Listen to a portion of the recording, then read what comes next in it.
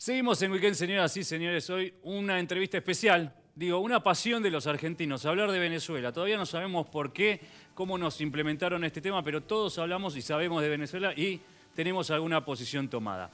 Joaquín Sánchez Mariño es el periodista que nos presenta en Venezuela postales de un país al borde del colapso. Joaquín, gracias por estar con nosotros. Por favor, a ustedes. Bueno, lanzamiento de este libro, ¿no? Lanzamiento ya esta semana, la semana pasada, digamos. Bueno, contanos, sos periodista de Infobae, estuviste en Venezuela, pero bueno, es una serie de entrevistas, ¿no? Y buscaste, digo, recorriste toda la sociedad de arriba abajo y buscaste qué sucede y no le pusiste, me parece, un tinte como el que tenemos nosotros apasionante, ¿no? De eso de decir si está bien, si está mal, si estamos a favor, en contra. Traté de no tener esa vocación de director técnico. Tal cual. No tengo una posición tomada, por lo menos al principio del libro, como no la tuve al principio de mi viaje. Por ahí llegando sobre el final del libro, la realidad me termina por tomar y termino por tener una idea más, o una posición un poco más tomada porque me gana la realidad. Pero sí, son historias, son entrevistas, son crónicas de personas que fui conociendo, de historias de vida y de cosas que me fueron pasando, ¿no? Porque es apasionante ir a Venezuela. Tal cual. Contanos cuál fue una de las que más te golpeó de estas entrevistas, estas notas. Bueno, uno de los días salía a recorrer el Petare. El Petare es como, allá le dicen barrios, es como una villa miseria, digamos. Que el Petare fue la villa más grande de Latinoamérica durante mucho tiempo, hasta que la Rosinia en Brasil creció más. Pero el Petare es gigantesco, vos ves Caracas y todo alrededor está rodeado por montañas y por casitas con ladrillo a la vista, que es el barrio del Petare. Fui a recorrerlo en un auto con unas personas que conocí en Caracas y yo notaba al conductor muy tenso, medio violento. El look de él, Reinaldo se llamaba, medio texano, con barba candado blanca. Y hablaba muy mal de los malandros, los delincuentes. Yo no entendía por qué esa violencia, hasta que en un momento lo mira la hija, estábamos los tres en el auto y le dice, ¿vos le contaste?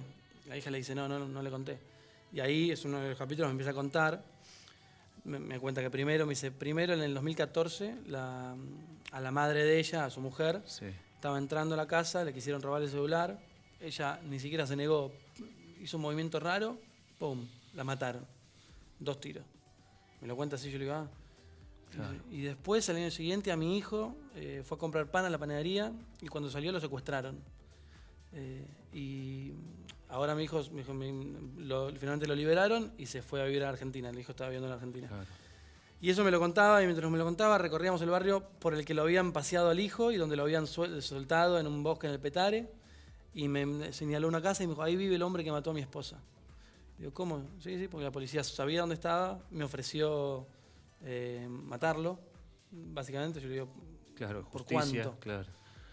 Y me dice que no, que pensó y finalmente decidió no hacerlo, entonces no preguntó cuánto.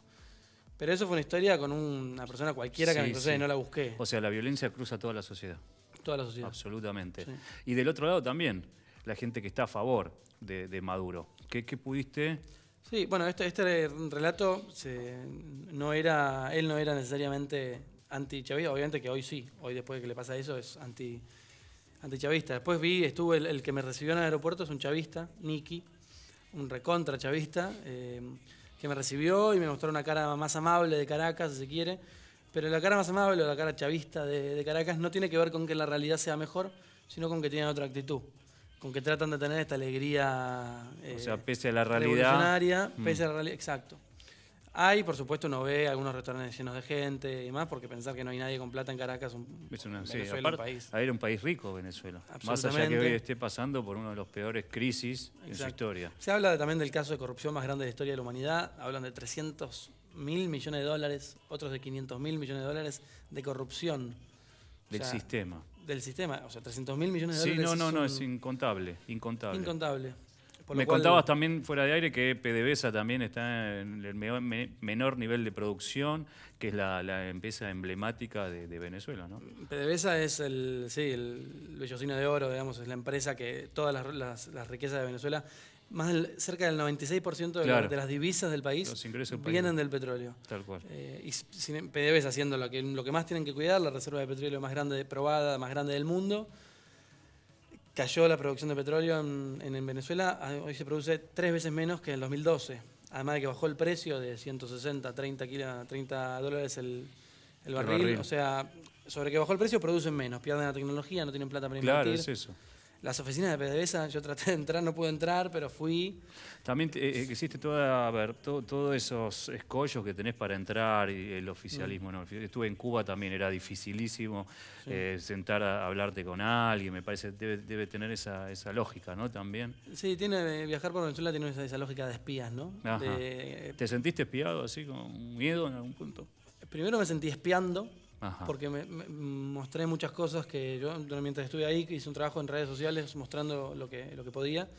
Y mostrar, sentía que lo estaba haciendo de manera ilegítima, como que no querían que hiciera eso.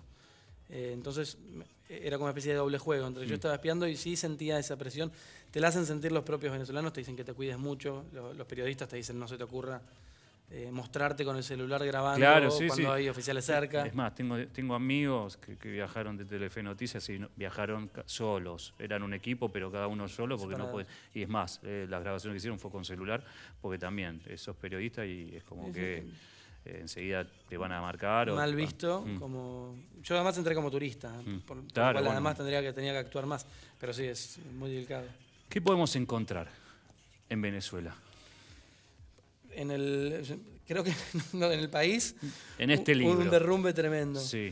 Y en este libro... ¿Y ese derrumbe lo contás y lo ves? Creo que sí. ¿Es un derrumbe espiritual, más allá del...?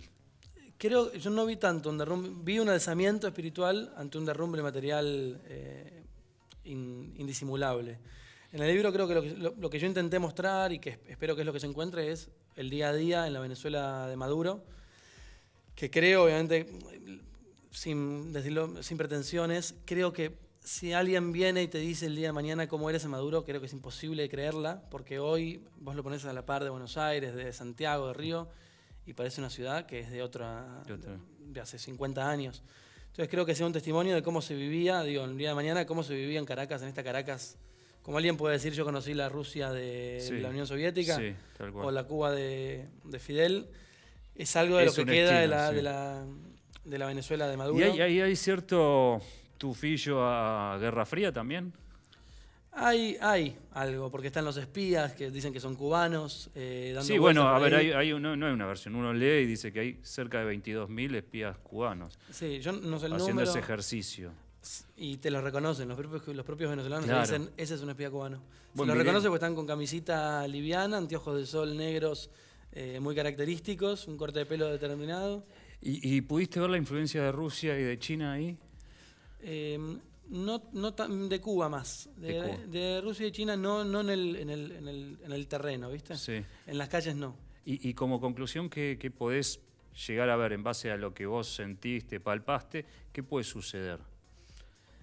A mí la impresión que me da, cuando pasó lo del 30 de abril, parecía que había un acuerdo ahí con Vladimir Padrino López, uno de los hombres fuertes. Podía ser, pero hoy, ya después de eso y después de ver cómo sobrevive Maduro con una astucia admirable, creo que la salida va a ser... Se está hablando de elecciones el año que viene. Sí, es más, se están negociando fuera de... Dicen que en Barbados se está negociando eso. Está. Yo creo que va a ser una salida dentro de todo astuta de Maduro. Va a llamar a elecciones, haciéndose el demócrata y la víctima, por supuesto. Sí. Y bueno, veremos si esas elecciones son libres o no, pero creo que va a ir por ahí el año que viene, más lento de lo que esperamos. Y tal vez haya alguna influencia externa, ¿no? que facilite un poco la salida. Estoy hablando del Papa, ¿no? De un lado tenés Estados Unidos presionando por un lado bélico y tal vez el Papa por un lado. Bueno, ya es hora de terminar este tipo de, ¿no? Hay que ver si el Papa pisa un poco más fuerte. Él va un poco... Tal vez por detrás, no sé, eso también uno va palpando. Lo mismo que pasó con Cuba, ¿no? Seguramente. Y cuando Obama estuvo en Cuba, también como tejió por detrás para aflojar todas esas tensiones.